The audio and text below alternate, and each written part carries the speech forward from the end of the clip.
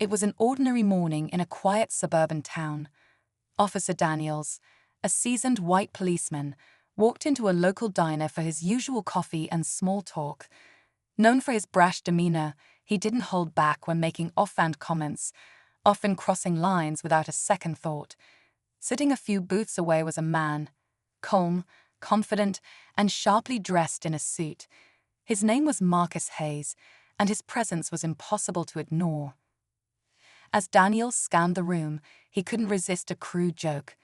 With a smirk, he leaned toward his colleague and muttered under his breath, loud enough for Marcus to hear, "Looks like we've got a monkey trying to play dress-up." The comment hung in the air, stifling the chatter in the diner.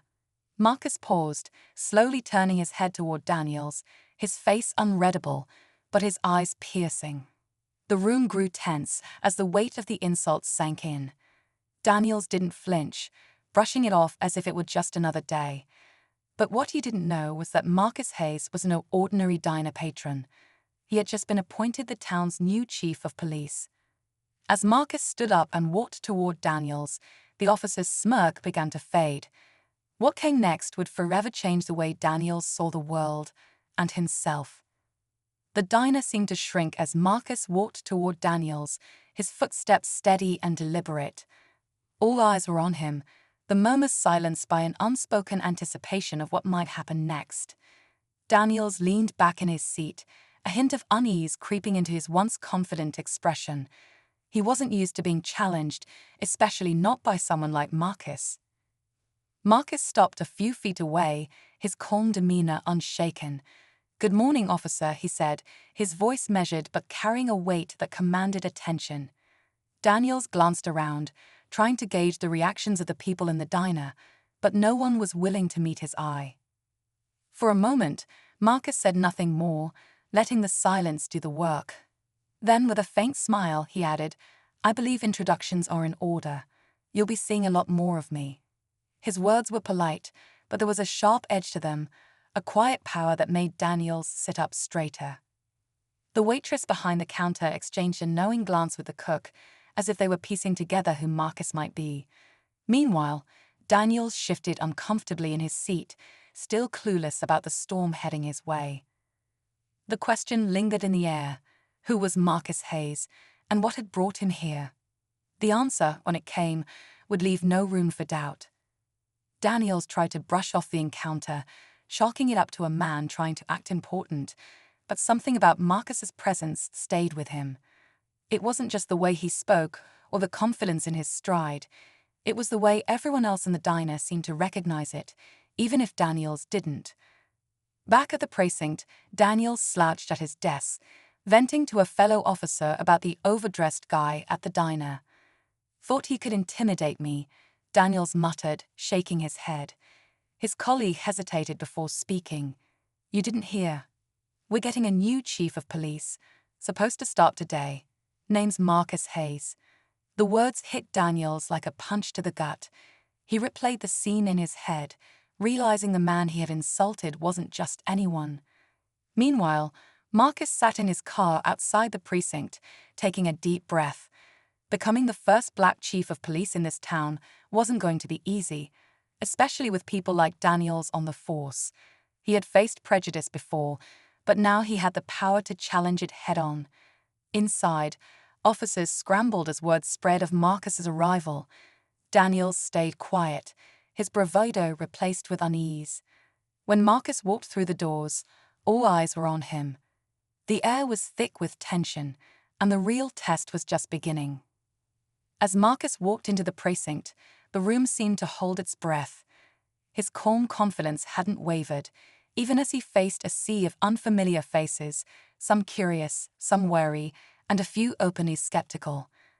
Daniels, standing in the corner, felt his stomach knot. He'd avoided eye contact, but he couldn't shake the weight of Marcus's presence. Marcus paused in front of the assembled officers, his gaze steady and unreadable.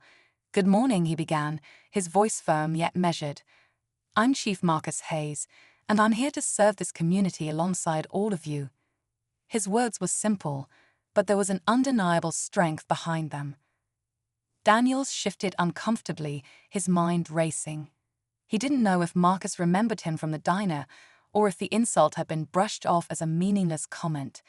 But the way Marcus scanned the room, making eye contact with each officer, made Daniels feel exposed. As Marcus continued to speak, outlining his vision for the department and his commitment to justice, Daniels found himself torn. On one hand, his pride told him to resist the change Marcus represented. On the other, there was a part of him, a small, hesitant part, that wondered if this man's leadership could actually make a difference. Then Marcus's gaze landed on Daniels. It wasn't angry or accusatory, but it was direct and unwavering. The room fell silent as an unspoken tension crackled between them, leaving everyone wondering what would happen next.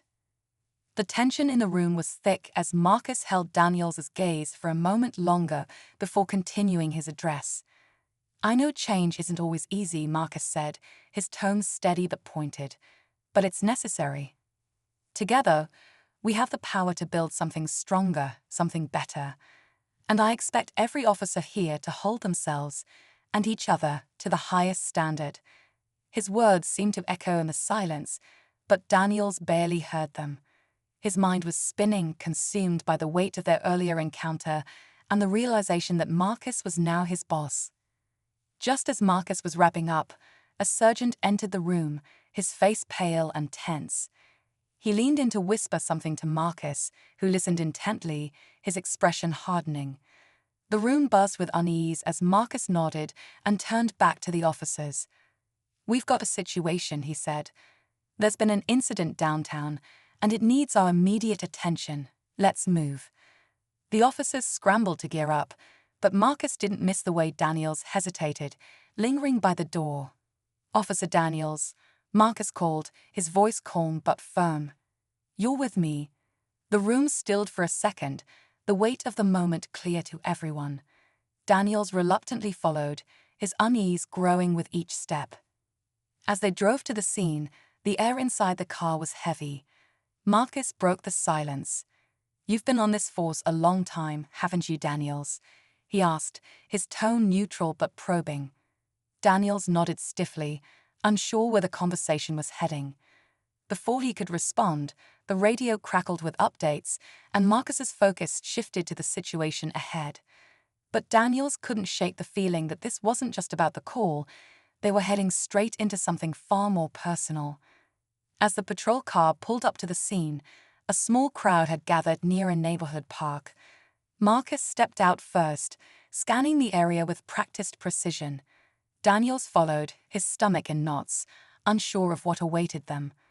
A young man stood by the playground, visibly shaken as two officers tried to calm him down. Marcus approached, his presence immediately commanding attention. The young man turned toward him, relief washing over his face. "Chief Hayes," he said, his voice trembling. "I didn't do anything. They're saying I stole a bike, but it's mine, I swear." Marcus raised a hand, signaling for quiet, and looked toward the other officers for clarification. One of them, a younger officer, stepped forward. "The bike matches the description from a call earlier," he explained, though his tone lacked conviction. Marcus knelt beside the bike, inspecting it closely. Then he looked at the young man. "Do you have proof it's yours?" The young man hesitated before pulling out his phone, scrolling to a photo of himself standing proudly with the bike. Marcus straightened, his face calm but resolute. "This is his bike," he said firmly. "Let him go."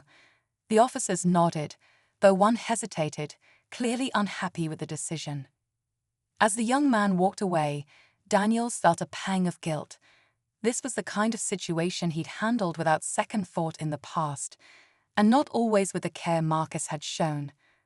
Back in the car, Marcus turned to Daniels. "You see, this job isn't about power or control. It's about service. If you can't see that, you're in the wrong place." Daniels opened his mouth to argue but stopped when Marcus added, "And I won't tolerate anything less than respect from anyone." Daniels sat in silence, the weight of the words sinking in. Just as they pulled into the precinct lot, Marcus glanced at him with a faint smile. "But I believe people can change," he said quietly. Daniels didn't reply. But for the first time in years, he felt a flicker of something unfamiliar: hope. The precinct was quiet when they returned, the usual buzz of activity subdued as officers glanced their way. Daniels walked a step behind Marcus, his mind replaying the events of the day. He had spent years seeing his badge as a symbol of authority, but today, Marcus had shown him it was something more: a responsibility, a duty to uphold justice with integrity. It wasn't an easy realization, but it was an honest one.